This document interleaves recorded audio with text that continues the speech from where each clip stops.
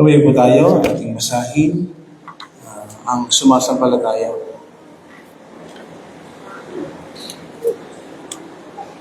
Sumasampalataya ako sa Diyos Amang makapangyarihan sa lahat, lumalang ng langit at lupa, at kay Kristong bugtong na anak niya at ating Panginoon, na sa iwaga ng Espiritu Santo ay pinanganak niya Birheng Maria, nagdusa sa hatol ni Poncio Pilato, pinako sa krus, matay, inibig, bumaba sa dako ng mga patay, sa ikatlong araw ay nabuhay na muli, nagad sa langit at nakaluklok sa kanan ng Diyos Amang makapangyarihan sa lahat. Mula roon, aparito, kung human mga buhay at mga patay.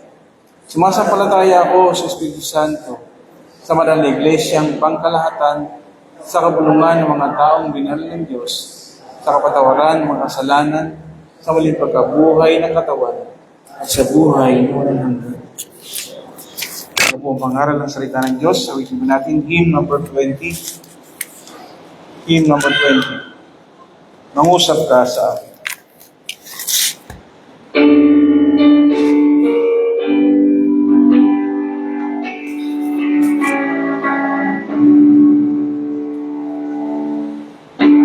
Mangusap ka sa akin, O Panginoon, sa iyong sasabihin, puso'y ito.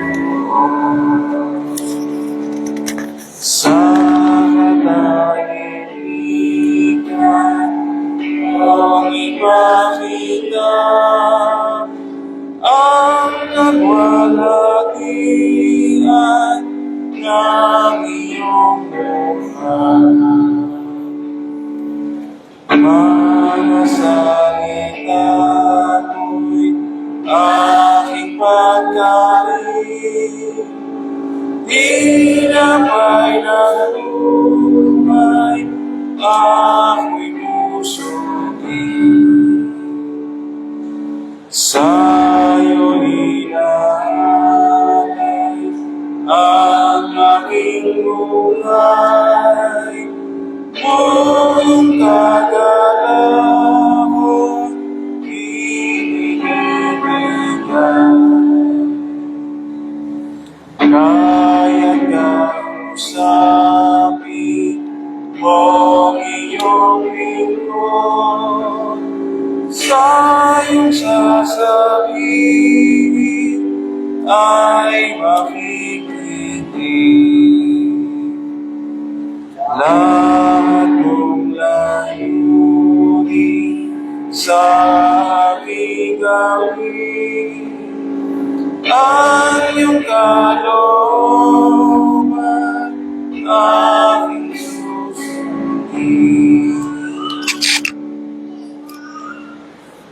Makakaupo na po tayo. At muli, sumbi sa atin si Pastor Eli sa pangaral ng Salita ng Diyos.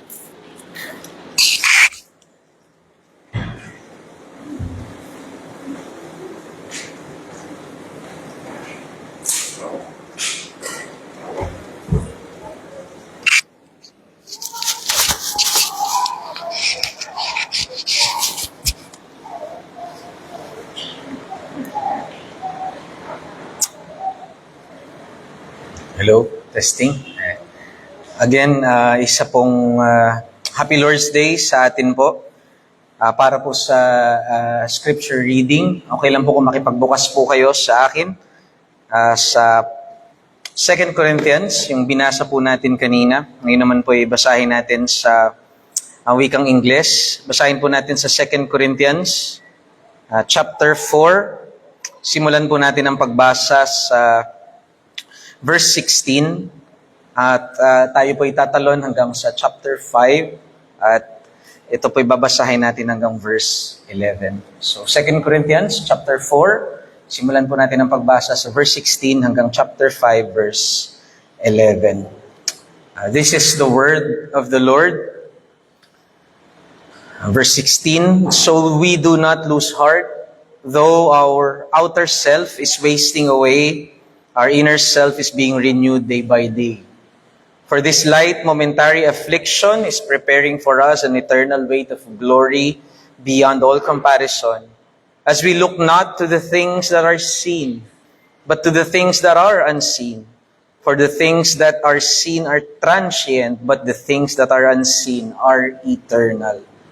Chapter 5, verse 1, for we know that if the tent that is our earthly home is destroyed, we have a building from God, a house not made with hands, eternal in the heavens. For in this tent we groan, longing to put on our heavenly dwelling. If indeed by putting it on we may not be found naked, for while we are still in this tent we groan, being burdened, not that we would be unclothed, but that we would be further clothed, so that what is mortal may be swallowed up by life. He who has prepared us for this very thing is God Himself, who has given us the Spirit as a guarantee. So we are always of good courage. We know that while we are at home in the body, we are away from the Lord. For we walk by faith, not by sight. Yes, we are of good courage. And we would rather be away from the body and at home with the Lord.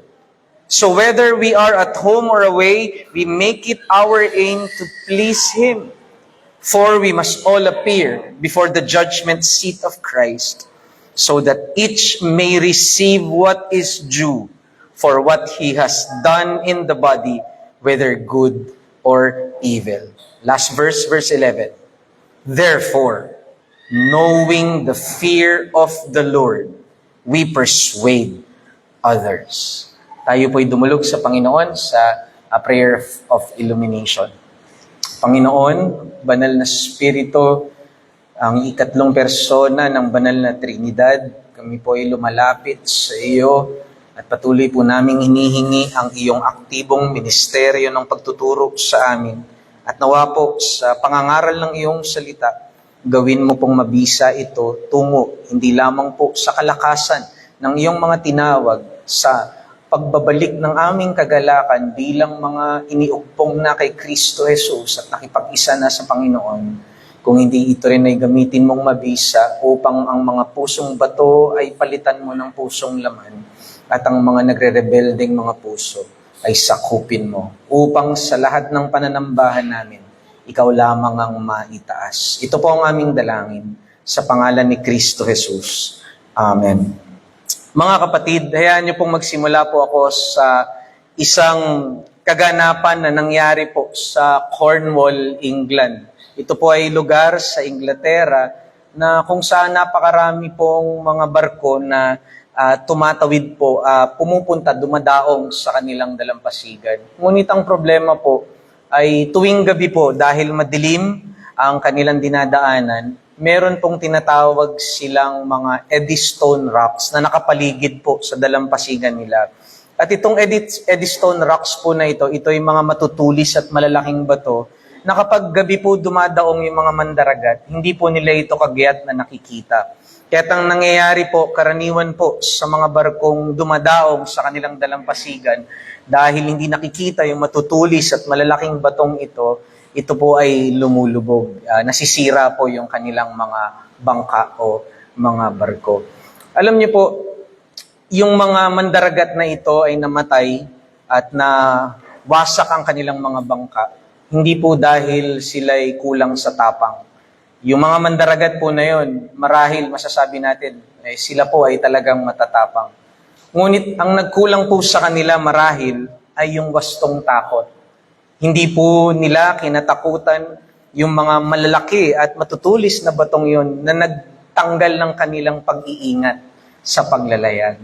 Dahil naniniwala po tayo na yung wastong takot, kapag meron po tayo nun, dadalhin din po tayo nun sa maingat na paglalayag. Alam niyo po, sa buhay Kristiyano, ganun din daw po ang takot sa Diyos. Si Kristo po, ang batong panulukan, ay hindi lamang pong batong matibay. Siya rin po ay batong banal, batong soberano, at batong makapangyarihan. At bilang mga mananampalataya, kailangan din po natin siyang tignan bilang batong matulis na hindi natin kailanman dapat salungatin. At yan po ang dinudulot ng banal na takot o yung fear of the Lord sa ating Kristiyanong paglalayag. Kanina po, sinabi po natin sa pangangaral kanina na yung paglakad sa pananampalataya ay dapat po may pagtingin sa kaluwalhatian at kagandahan ng ating Panginoong Hesukristo. At itong patuloy na pagnanais sa kaluwalhatian at kapangyarihan at kagandahan ni Kristo ang siyang nagbibigay motibasyon sa atin, sa ating matapat na paglilingkod. Ngunit, hayaan niyo po na magbigay po ako ng pangalawang mata ng pananampalataya. Kung yung isang mata ay nakatingin sa kaluwalhatian at kagandahan ni Kristo, nawa po itong kanang mata naman ang gamitin natin na nakatingin naman sa Panginoong Hesus bilang isang matulis na bato na dapat din nating katakutan. Dahil kung mananatili at mananatiling wala at hindi natin katatakutan kung sino ang Panginoon sa ating buhay, maaari po tayong lasingin ng biyaya ng Diyos. Maaari po tayong, gamitin ko lamang po yung salita, baliwin ng pagmamahal at biyaya ng Diyos. Dahil gagamitin lamang po natin ito sa pang-aabuso sa ating paglakad Kristiyano dahil hindi po natin nakikita at wala tayong wastong estima sa kung sino yung Kristo at Panginoon na ating pinaglilingkuran. Kaya yan po yung title naman ng ating pangangaral ngayon, ang mata ng pananampalataya ay hindi lamang nakatingin sa kagandahan ni Kristo at kaluwalhatian ni Kristo. Ang mata ng pananampalataya ay mayroon ding wastong takot sa Kanya bilang makapangyarihan at banal na Diyos. Mga kapatid, makikita po natin na itong banal na takot sa Diyos ay isang bagay na dinidiin ng salita ng Panginoon. Sa Proverbs 14:27, ang sabi po doon, the fear of the Lord is a fountain of life, turning one away from the snares of death. Ang takot daw po sa Diyos ay ang bukal ng buhay, sapagkat ito po ang nagliligtas sa atin sa mga patibong ng kamatayan. Naalala ko rin po yung sinabi di ba ng Proverbs that the fear of the Lord is the beginning of wisdom. Ang takot daw po sa Diyos ang simula ng tunay na karunungan. Pero dapat din po nating makita na ang takot din sa Diyos ang siyang guardian ng ating pananampalataya. Ang nag-iingat po sa ating paglalakbay sa paglilingkod sa Panginoon ay ang nagbibigay po ng wastong regard sa atin at pagtingin at estimasyon sa ating Diyos ay ito pong takot o yung banal na takot sa Kanya. What gives sobriety, what gives sanity sa ating faith is this great fear and reverence to God. No wonder, hindi ho ba, ito yung character na makikita natin sa mga unbelievers. In Romans chapter 3 verse 18, Paul said, what define the unbelievers? What is the character of those who are not in Christ? There is no fear of God in their eyes. Ang sabi po ni Pablo, ano yung pangunahing nagde-describe sa mga hindi mananampalataya? Ito yung kanilang kawalan daw po ng takot sa Panginoon. Therefore, kapag tayo ay tunay na mga mananampalataya na nagtiwala sa ating Panginoong Hesus, na pinagkalooban po ng mga binagong puso, ang isa pong magde-define sa atin is that we have this proper reverence or we have this fear of the Lord, this holy fear of the Lord in our hearts. We do not only see the beauty of God, but we also see at the same time the severity and the seriousness of who God is. Kaya nga po, hindi ho ba napakaganda dun sa binasa natin dito po sa chapter 5, verse 10 to 11.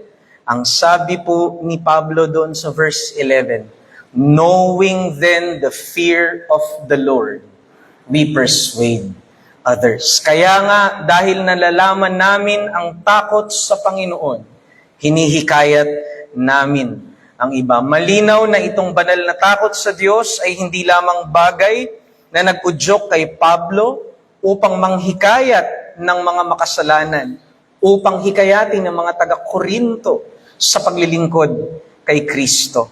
Kung hindi itong banal na takot din mismo ang unang humikayat kay Apostol Pablo upang maging tapat sa paglilingkod kay Kristo.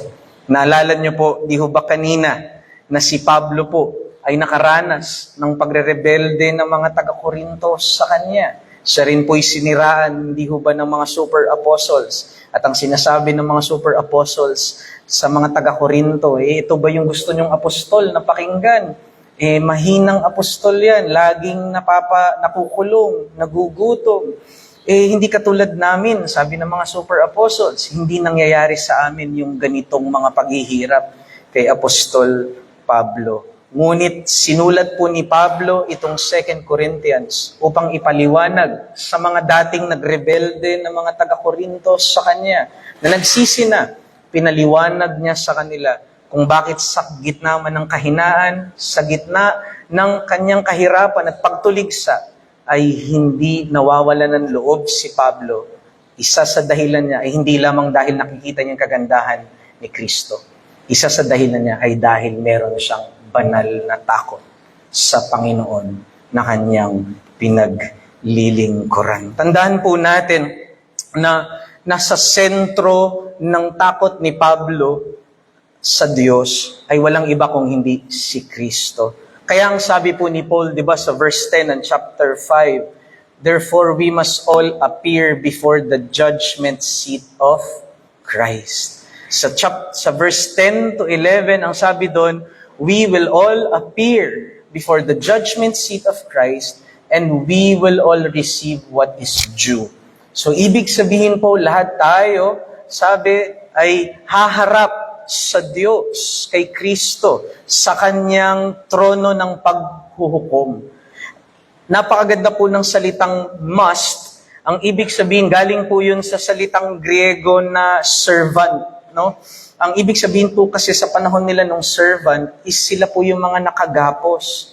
So ang sabi po ni Pablo, ito daw po ay isang bagay na ginapos na sa lahat sa atin.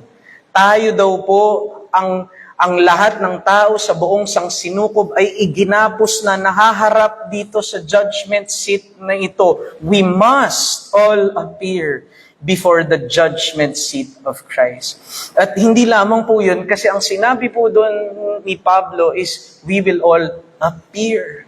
Ang ibig sabihin po ay lahat ng ating ginawa, whether ito man ay motibo ng ating puso, o ito man po ay mga bagay na hayag o tago, ito daw po ay huhusgahan sa harapan ng ating Panginoong Hesukristo. We will all appear before the judgment seat of God. What will be judged by Christ is not only our outward works, but even the very intent and motives of our hearts. And so nakikita po ni Pablo na kung ganito yung Kristo na pinaglilingkuran ko, then hindi ako dapat mawala ng loob dahil ako ay darating ang panahon, haharap sa Kanya bilang aking Panginoon. At ako ay haharap sa Kanyang paghuhusga at ayoko na ako ay marahil mapahiya at mapakita na yung aking mga gawa ay hindi naging kalugod-lugod sa aking Panginoon. And so, ito po yung naging motivation ni Paul. Kaya nga po, kung tatanungin natin, bakit ipinasok ni Pablo yung tema ng fear of the Lord sa kanyang sulat sa mga taga-Korinto? Dahil gusto niya pong hamunin din sila na makita na yung kanilang pinaglilingkurang Panginoon ay hindi lamang po dapat maganda't kaibig-ibig. Kung hindi ang pinaglilingkuran nilang Panginoon ay dapat ding banalin sa kanilang mga mata at dapat ding katakutan bilang matuwid na tagapagligtas at Panginoon ng kanilang buhay. Kaya yan po yung layunin ng teksto, ang ipakita ni Pablo sa mga taga-Korinto na esensyal na bahagi ng paglakad sa pananampalataya ay ang banal na takot sa Diyos na nakatutok sa tiyak na paghuhukom ni Kristo. Ang banal na takot ding ito ang laging nagdadala sa Kristiyano tungo sa matapat na paglilingkod at nag-iingat sa Kanya laban sa anumang pagkompromiso. Si Apostol Pablo po, makikita natin na sa kabila man po ng paninira sa Kanya, sa kabila man po ng kahirapan niya sa paglilingkod, hindi po niya ikinompromiso ang ministeryo. Kaya ang sabi po niya, di ba sa mga taga-Korinto, sa umpisa po nung chapter 4, makikita niyo doon, ang sabi po ni Paul is, we are not peddlers of God's Word.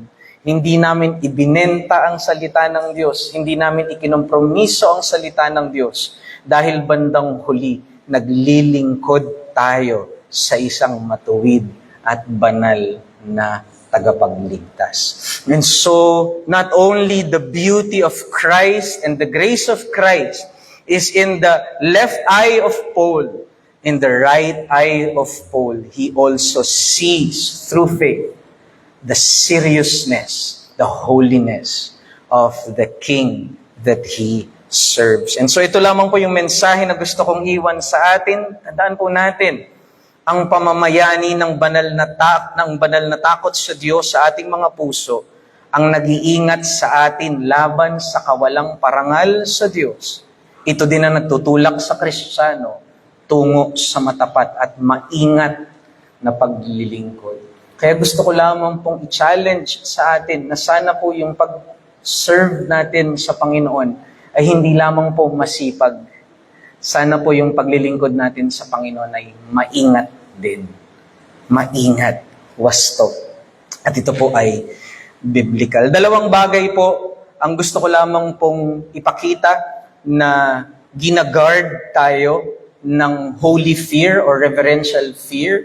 Two things that this fear of the Lord guards us from. First, ito po ay binabantayan tayo laban sa mga malamig na puso. At pangalawa, binabantayan tayo nito laban sa mga sunog na gawa. First, it guards us against cold hearts. And second, it guards us against burned works. So first, it guards us. The fear of the Lord guards us against cold hearts. Ang sabi po ni Paul, di ba, sa verse 6 and 8, ang sabi po niya twice, so we are always of good courage. Sabi niya sa chapter 5, verse 6 and 8. Yung word po na courage, galing po yun sa Latin po na salita na core. Di ba? Ang ibig sabihin po ng core is heart, puso. Kaya nga po kung babalikan niyo po yung verse 16 ng chapter 4, ang sabi po ni Pablo, so I do not lose heart.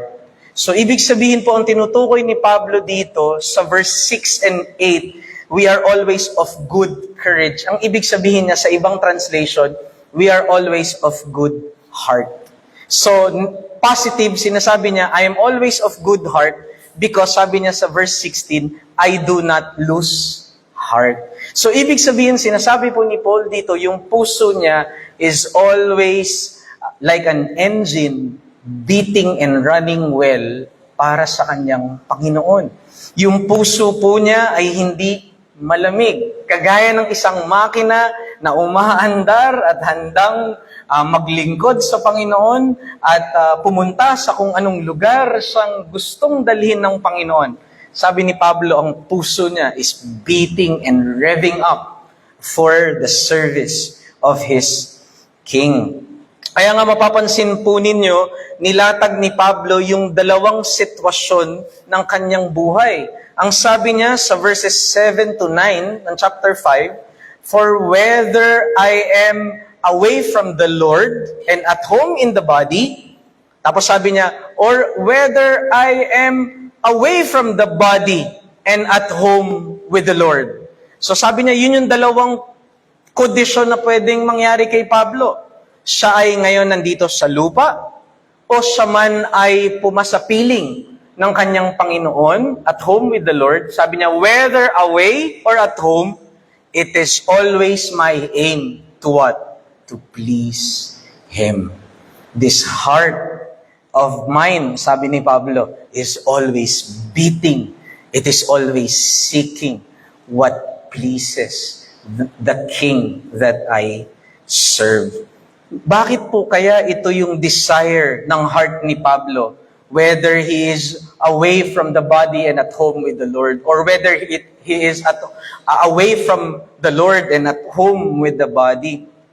Well, dahil po meron po siyang wastong estima sa kung sino po si Kristo na kanyang pinaglilingkuran. Kagaya nga po nung sinabi natin, di ba, sa verse 10, ang sabi ni Paul, for we must all appear before the judgment seat of Christ. Nakikita po ni Pablo si Kristo Jesus bilang tunay na hari niya, judge at Panginoon ng kanyang buhay. Now, minsan iniisip po natin na, Pastor, pwede po ba? Parang hindi po pwedeng pagsamahin yung takot sa kapagmamahal. Hindi ho ba? Pero sa tingin ko po, hindi po natin kayang tunay na mahalin yung isang tao na wala po tayong wastong estimasyon o wastong pagkatakot. Kasi po, tunay na mamamahal lamang natin yung isang tao o isang being kung meron tayong proper estimation sa kanya. Hindi ho ba? Halimbawa po ang isang anak. Bakit po ba niya minamahal ang kanyang magulang, halimbawa ang kanyang tatay o nanay? Una, dahil alam ng anak niya, ng mga anak, na yung kanyang magulang ang nagsusustain ng kanyang mga pangangailangan. Pangalawa, siya ay galing mismo sa kanyang mga magulang. Pangatlo, they bear their name. Yung pangalan nila ang kanilang binibitbit. At dahil may wastong estimasyon ng anak sa kung sino ang tatay niya at nanay niya sa kanya, his parents are his provider. They are the ones who provides roof para sa kanyang ulo at itong magulang din niya. Sino yung kanyang magulang? Doon din nagbubukal yung kanyang wastong pagmamahal sa kanyang Panginoon, ay sa kanyang mga magulang. Hindi po ba ganyan din sa iglesia. Kung meron din po tayong wastong pagsukat sa halaga ng iglesia, doon din magbubukal yung ating pagmamahal sa iglesia. Pag naintindihan po natin that it is the church that God has chosen to gather His people, to strengthen us. It is the church that God has chosen na kung saan i-dispense yung mga sacraments like baptism and Lord's Supper. It is the church that God has chosen na ingatan tayo sa pamamagitan ng correction and church discipline and then restoration. Then we will begin to properly love the church at nag-uugat yung wastong pagmamahal sa tamang estimasyon, sa wastong pagsukat. And this is what is the very foundation of Paul's love for Christ. Meron po siyang wastong pagsukat sa Kristong kanyang pinaglilingkuran. Meron pong awitin na sinulat si Isaac Watts. Ang sabi po niya, when I survey the wondrous cross. Ang sabi po nung hymn, were the whole realm of nature mine, that were a present far too small. Love so amazing, so divine, demands my soul, my life, my all. Pansinin niyo po yung sinabi po niya, that the love of God is so amazing. Di ba? Pero tumigil po ba si Isaac Watts doon? Kasi there are other loves that are so amazing also. The love of the husband for the wife, that's an amazing love. The love of the wife for the husband, that's an amazing love. The love of the parents para sa kanyang mga anak, that's an amazing love. And also, yung handang gawin din ng mga anak bilang pasasalamat na pagmamahal sa kanilang mga magulang. Those are love amazing. Pero anong idinikit doon po ni Isaac Watts? No, the love of God that touched us is not just love amazing. Sabi niya, it is love so divine. The love that we experience coming from Christ is a love not only amazing, it is a love that comes from heaven itself, na bumuhos at rumagasa sa ating buhay. Pag-ibig na galing sa Diyos na manlilikha, Diyos na hindi nagbabago, Diyos na makapangyarihan sa lahat, at Diyos na may hawak ng buong sangsinukob. Kaya nga, kung meron po tayong tunay at wastong pagtingin sa Diyos at wastong pagkilala sa Kanya, dito po magbubukal yung takot sa Diyos na siyang magpapaigting ng pagmamahal sa Kanya. Kaya nga sabi ni Pablo po, whether at home or away, it is His aim. It is what He seek, the things that will please Christ. The things that are valuable to Christ. So yun lamang po gusto kong itanong sa inyo, ano po baga yung mga bagay na nakikita ninyo that pleases Christ? Kagaya ni Paul, di ba? So whether at home or away, I make it my aim to please Him. What are the things that you think pleases Christ? What are the things that are valuable to Him? Well, let me name a few. Your holiness. Yung iyong patuloy na pagpatay sa kasalanan at patuloy na paglayo sa mga bagay na hindi wasto at banal sa harap ng Panginoon. That is what pleases Christ, your holiness. Another thing that pleases Christ is your brother's holiness. Yung kabanalan ng iyong kapatid, ito ay bagay that is valuable to the Lord. Do you seek to please Christ sa pamamagitan ng sarili mong holiness at holiness din at sanctification ng kapatid mo sa pananampalataya? Those are things that are valuable and that pleases Christ. Kaya nga naniniwala po ako, ito yung bagay na dapat po nating patayin sa ating mga buhay, mga kasalanan na dapat po nating iwaksi. Kasi ang takot po sa Panginoon ay pumapatay din Hindi lamang po sa mga kasalanan natin at hindi paglakad sa kabanalan. Ang takot po sa Diyos ang pumapatay ultimately sa takot natin sa tao. And karaniwan po, bilang mga Kristiyano, yung takot sa tao, yun po ang nagdadala sa atin sa mga pagkompromiso. And no wonder Paul said in chapter 4, verse 1 to 5, ang sabi po niya doon, I did not become a peddler of God's word. I did not use underhanded ways. I never compromise in my service. Why? Despite of the slander, despite of the difficulties, despite of the various afflictions, because I fear the Lord. I have proper estimation of Him. And with that, because of that, I do not fear man. Hindi ako natatakot sa komento ng tao. Hindi ako natatakot sa sabihin ng tao. Hindi ako natatakot sa kanilang mga disapproval. So what is more valuable to you? Is it the applause of man or it is the approval of God Himself, the King that you serve? Tandaan po natin, mga kapatid, ang wastong panukat at pag-estima natin kay Kristo ay epektibong nilalabanan ang pagiging malamig ng ating puso. Nakaangkla ang reverensyang ito o yung banal na takot na ito sa ating patuloy na pagnanais na malugod si Kristo. Ito yung pagnanais natin na magbigay parangal sa Kanya. That we would not only please Him, but we would really honor Him before the face of the world, before our brothers, and before the watching world.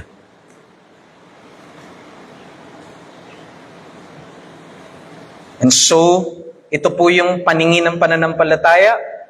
Nakikita po natin, hindi lamang yung kagandahan ng Panginoon, kung hindi yung pagiging banal ng Diyos.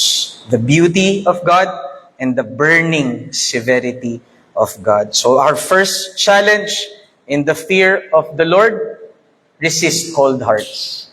In the fear of the Lord, resist cold hearts. The second challenge natin, brothers, in the fear of the Lord, do not only resist cold hearts, avoid burned works. Iwasan natin yung mga sunog na gawa o yung mga good works natin na hindi rin kalugod-lugod sa Panginoon. Kaya sabi di ba sa verse 10 ng chapter 5, each one will receive what is due for the works done in the body. Kasi ang sabi ni Paul, because we will all appear before the judgment seat of Christ. And rooted po ito doon sa mga parable ni Kristo sa Matthew 25, kung maalala ninyo, na kung saan yung bawat believer o bawat servant ay binigyan ng Panginoong Hesus ng kanya-kanyang talento. Yung isa, binigyan niya ng 5 talents. Yung isa, binigyan niya ng 2 talents. Diba? Yung isa, binigyan niya ng 1 talent. And picture ito na nakikita ni Paul kasi ito'y bagay na natutunan din niya mismo sa kanyang Panginoong Jesus because after all, Paul is an apostle of Jesus Christ. No? And so nakikita niya na parang ganun din ang bawat Kristiyano. Meron kanya-kanya po tayong talento na pinag-investan ang dugo ni Kristo sa atin. Ibig sabihin po, merong mga specific na investment ang Panginoong Hesus, ika nga, sa atin. At sa muli niyang pagparito, ang hahanapin po niya ay kung ano yung talento o yung investment na yon na kanyang ipinagkatiwala sa iyo. Ikaw ba'y asawang lalaki? Ikaw ba'y asawang babae? Ikaw ba'y isang anak? Ikaw ba ay naging diakono ng simbahan? At ikaw ba ay naging pastor ng isang simbahan? O ikaw ba ay naging Sunday school teacher? Or kung ano man po yung talent o ano man po yung itiniwala ng Panginoon sa atin bilang good works na dapat po nating gampanan. Now, ang problema po, kung minsan, tayo po ay gumagawa ng mga good works na hindi naman po hinihingi sa atin ng Panginoon. And ito po yung bagay na makikita natin sa 1 Corinthians 3. Ang sabi po doon, lahat po tayo ay haharap sa Panginoon, and then pwedeng dalawa yung maging gamit nating building na ipepresent natin sa Panginoon. Yung first servant, ang ginamit niya sa pagtatayo ng building is made up of silver, gold, and precious stone. And then yung isang servant, ang ginamit niya sa pagtatayo ng building is wood, hay, and straw.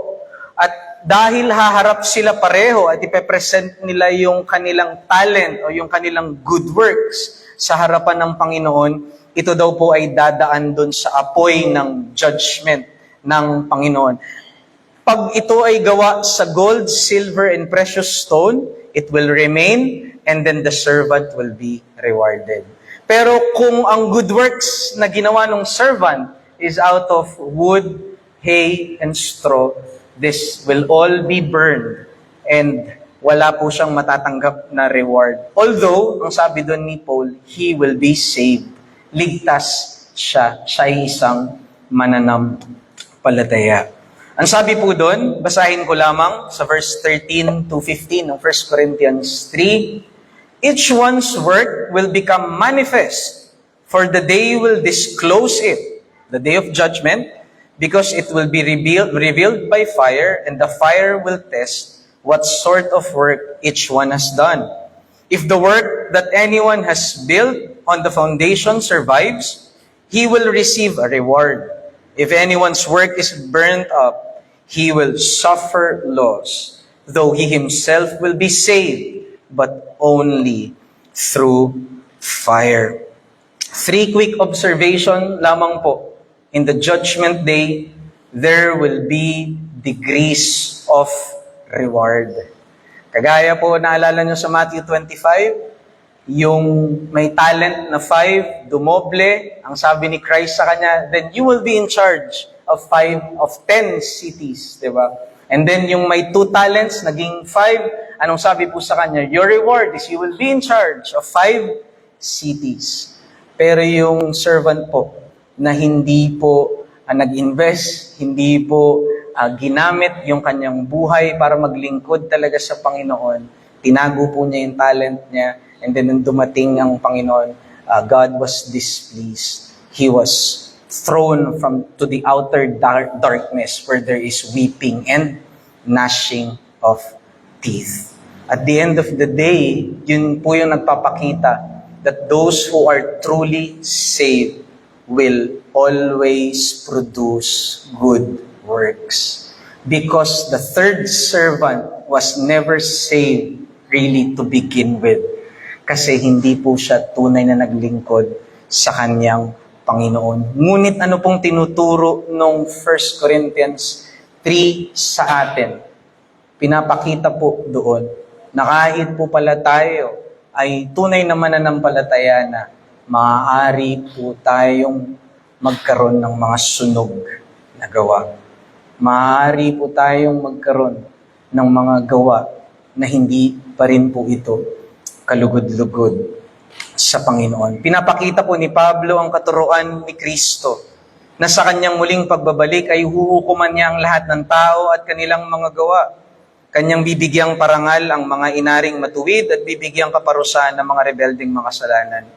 Ngunit tandaan natin na kaakibat din ng paghuhukom na ito ang pagsunog ng mga gawa ng matuwid na hindi ayon sa kanyang hiningi at ininvest sa kanila. This is not teaching salvation by works. I hope na iintindihan nyo naman po na hindi ko po tinuturo dito na maliligtas tayo sa mabubuting gawa natin. Ngunit ang sinasabi po kasi, di ba, ng scriptures, kung tayo ay tunay na pananampalataya, yung pananampalataya ay, kung tayo po ay tunay na mananampalataya, at merong genuine at biblical na pananampalataya, yung faith na yon is not alone.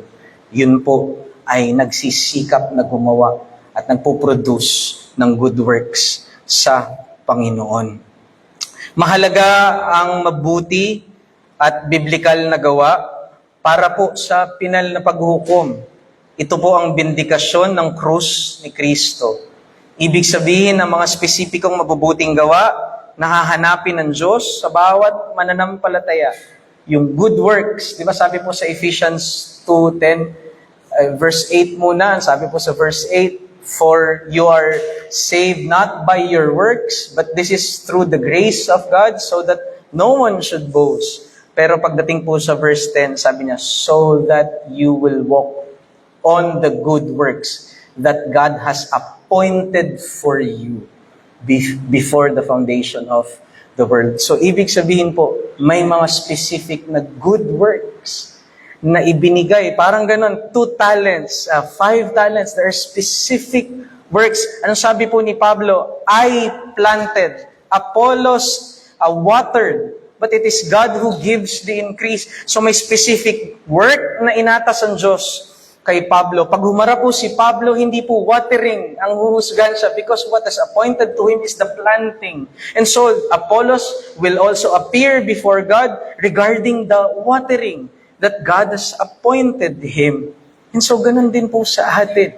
Tayo po ba'y asawang lalaki? Are we husband in our home? There is a specific good work na hinihingi po ang Panginoon sa iyo bilang asawang lalaki, kung paano mo dapat mahalin, alagaan ang iyong asawa, at paano mo dapat turuan at pangunahan din po ang iyong mga anak. Ganon din yung asawang babae. Ang hinihingi po na good work ng Panginoon sa isang godly wife is yung submission, o yung godly submission niya sa kanyang husband. At the end of the day, masasabi mo ba as a godly wife that you really submitted to that loving and Christ-like authority na binigay sa iyo ng Panginoon? Or ginagawa mo yung ginawa ni Eva, that gumagawa ka ng good works na hindi dapat sa iyo, because leadership and authority belongs to your husband. At kung ito'y yung iyong kukunin sa kanya bilang hiram na gawa, ito po ay hindi po kalugod-lugod sa Panginoon. You see, kung minsan po, yung bigat din sa ating pamumuhay, yung mga anxiety at yung mga problems karaniwan o yung mga kawalan ng joy ay nanggagaling po doon sa mga tuntunin na hindi naman sa atin iniatas. Kaya karaniwan, nagiging mabigat po ang ating paglilingkod sa Panginoon. Ngunit kung atin pong tututukan at atin pong titignan kung ano po yung mga spesipikong mabuting gawa na hinihingi ng Panginoon sa atin, tiyak, andun din po yung kanyang pagbibigay lakas sa atin at biyaya upang maganap natin yung mga tuntunin na ito. Ito po ay totoo din sa ating mga tagapanguna sa iglesia. Kung tayo po'y tinawag bilang mga diakono, bilang pong taga-suporta sa ating mga lingkod sa Panginoon, sa mga mangangaral, tapat din po ba natin itong ginagawa? Gayon din po yung mga lingkod, mga pastor at mga ngaral. Tayo din po ay tinuruan na tapat na mag-aral, manalangin sa ating mga tupa, at sila po ay bantayan sa kanilang Kristiyanong pamumuhay. Ito po yung mga spesipikong mga mabubuting gawa na kapag talagang iniatas sa atin at ibinigay ng Panginoon sa atin, at ito ay ating masikap na tinupad, hindi po ito tutupukin, hindi po ito susunugin.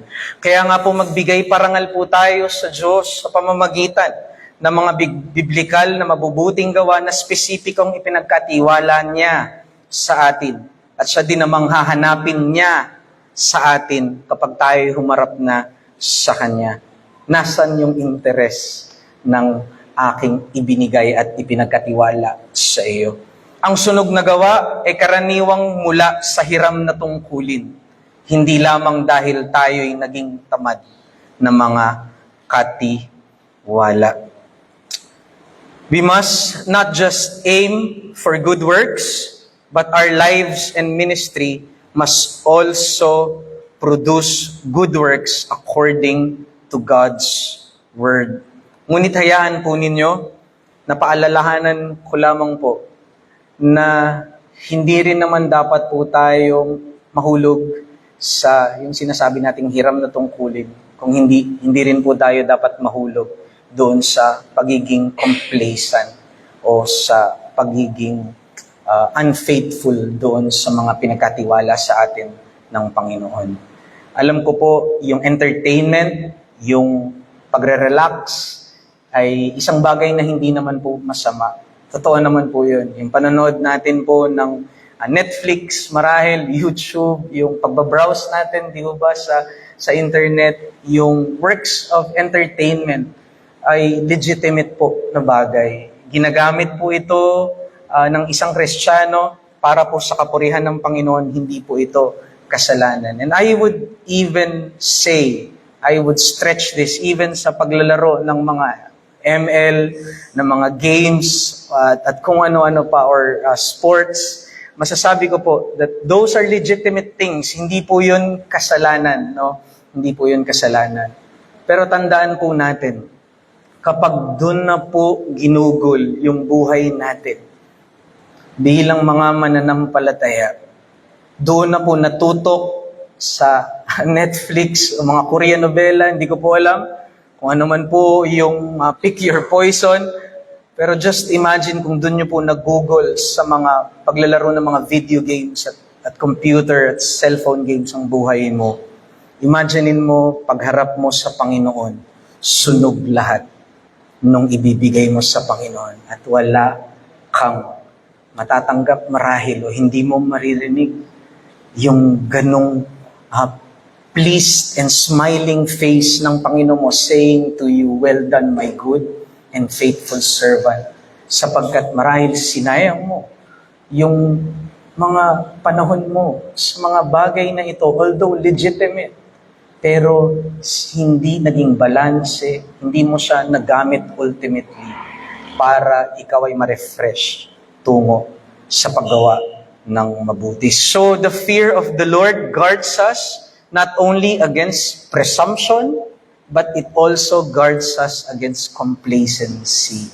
Ito rin po yung nagbabantay sa atin, hindi lamang upang hindi mahulog sa hiram na gawa, kung hindi upang hindi rin po tayo maging tamad na katiwala ng Panginoon sa ating paglilingkod sa Kanya. Naalala ko lang po yung sinabi ni Thomas Watson regarding kay Noah. Ang sabi ni Thomas Watson, because of godly fear, Noah built an ark. Sabi ni Thomas Watson, listen, Noah did not build a temple. Noah did not build a house. Noah did not build a well. Noah built an ark. Ibig sabihin po, meron pong specific na pinagawa kay Noah at ito po yung specifico din na kanyang in-execute sa kanyang buhay.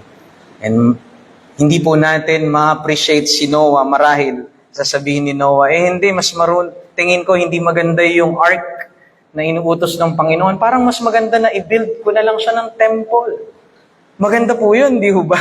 Sabihin ni Noah, parang hindi ark, Lord. Parang mas gusto ko i-build kita ng temple kasi para ma-worship ka doon, para yung clean and unclean na inutos mo sa amin, na paggawa ng altar, para yung altar mo may temple, di ba? Mas okay na yun na lang.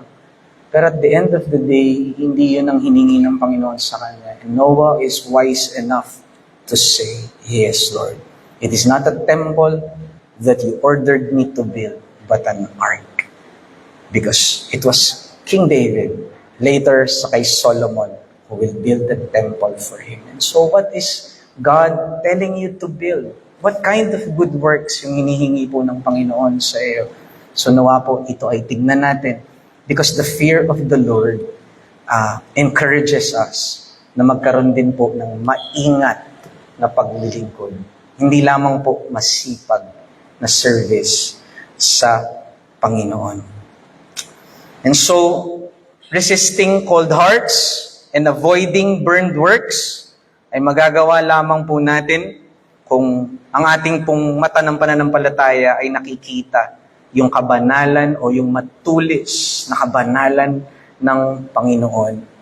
This will guard us laban sa malalamig na puso at mga sunog na gawa. And this reverential fear, brothers, will empower us in ministry, and a ministry that is really pleasing sa Panginoon.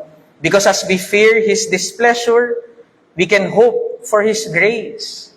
As we fear His righteous judgment, we can be assured of His sweet commendation as well. For those who fear God, His holiness, we can hope also for His mercy. Mga kapatid, hayaan niyo po na magwakas po ako doon sa Cornwall, England ulit. Noong 1697, dahil nga po maraming mga mandaragat na namamatay at yung mga barko po nila ay nawawasak doon sa mga Eddystone Rocks o yung matutulis na bato sa dalampasigan nila. Nagtayo po sila noong 1697 ng unang parola o lighthouse. And so, sa gabi po, nagliliwanag di ho ba yung parola na yon? At dahil po doon, nakikita na ng mga mandaragat yung mga matutulis na bato kahit gabi. At wala na pong namamatay sa kanila at nasi-shipwreck because of that lighthouse. Alam niyo po, ganun din po yung salita ng Diyos sa ating buhay. Ganun din po somehow yung fear of God sa ating buhay. Kapag yung salita ng Diyos ay nagliliwanag po sa ating mga buhay habang naglalakbay po tayo patungo hindi sa shore ng England, kung hindi sa dalampasigan ng eternidad ni Kristo. Kapag nakita po natin yung salita ng Diyos at pinagliliwanag nun sa atin, yung kabanalan, yung matutulis na kabanalan ni Kristo, hindi natin sasalungatin ang Panginoon natin sapagkat alam natin that we must really revere and serve God with awe and seriousness. And so, I hope na sana po sa pangangaral na ito ay maging balanse po ang ating paglakad sa pananampalataya. Meron po tayong pagtingin sa kagandahan ni Kristo, sa kanyang kaluwalhatian, at ito po yung mag-udyok sa atin sa isang magalak na paglilingkod. Ngunit tignan din po natin ng pinaglilingkuran nating Panginoon ay banal din at makapangyarihan. At yun naman ang magdala sa atin sa isang careful, faithful, o maingat na paglilingkod. Tayo po ay dumulog sa Panginoon sa pananalangin. O aming Diyos, aming Panginoong Jesus, kami po'y napapasalamat sapagkat ginamit niyo po si Apostol Pablo upang maging halimbawa namin kung paano tapat na maglingkod sa iyo.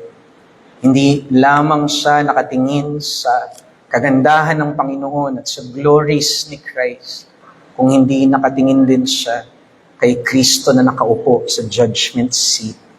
Si Kristo ay nakikita niya hindi lamang as elder brother, not only as the Lamb. He sees Christ as not only the high priest, pero nakikita rin ni Paul si Christ as the Lion of Judah, the sovereign creator, and the mighty God.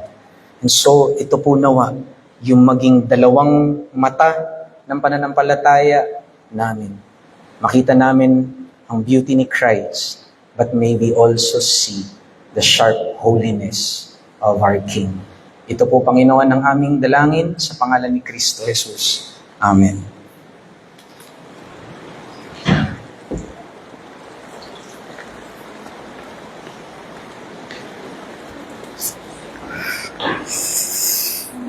Pagod po natin na yung lahat sa mas ng pagawin. Ang kalooban ng Diyos ay siya.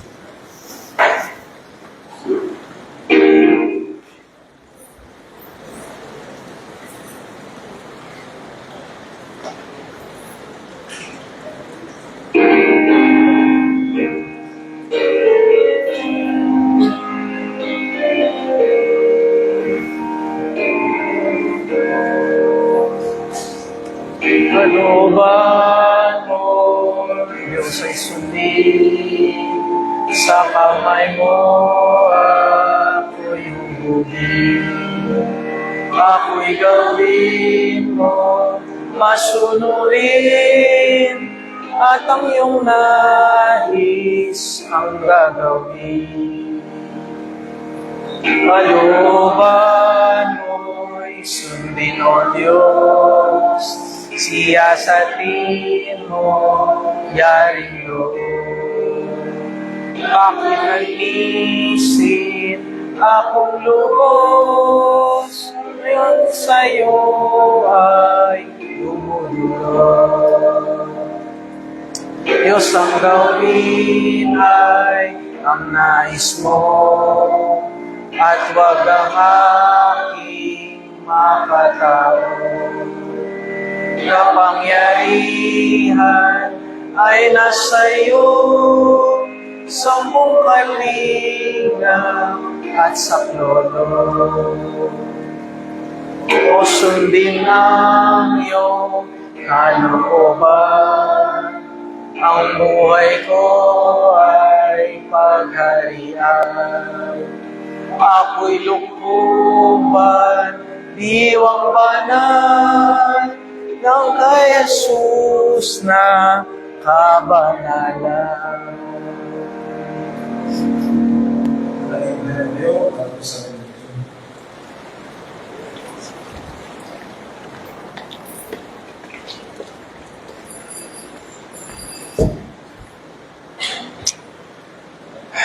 Tayo po'y lumapit sa panalangin para po sa benediction sa ating Trinidad na Diyos.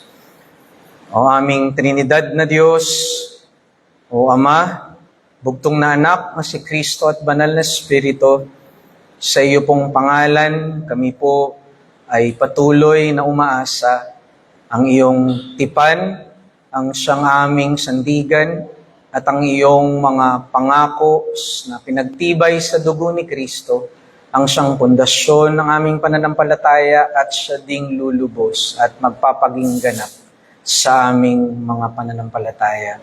Kaya nga, wala po kaming ibang dinudulugan at patuloy na inaasahan na tatanggapin sa araw ng pagsamba. Ito'y walang iba kung hindi ang benediksyon at pagpapala mo sa pangalan ng Ama at ng Anak at ng Espiritu Santo. And so, may God Himself, the God of peace, sanctify us through and through. And may our whole body, soul, and spirit be kept blameless, having joy in Christ and the holy fear of God until the day of the Lord. He who called you, brothers, is faithful, and He will surely do it.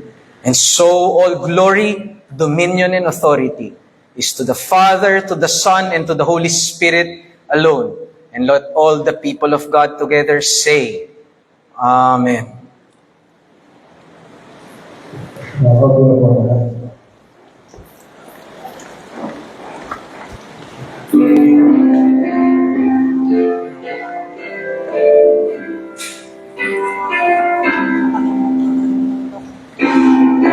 Ano nakalimutan ko?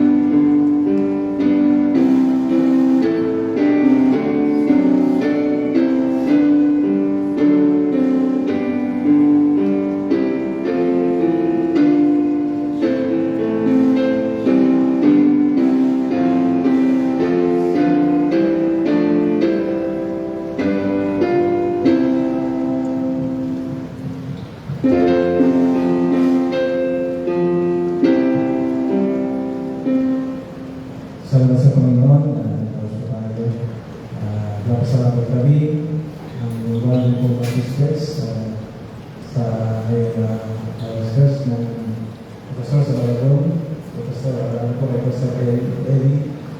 Salamat sa mensahe ng Panginoon na nila.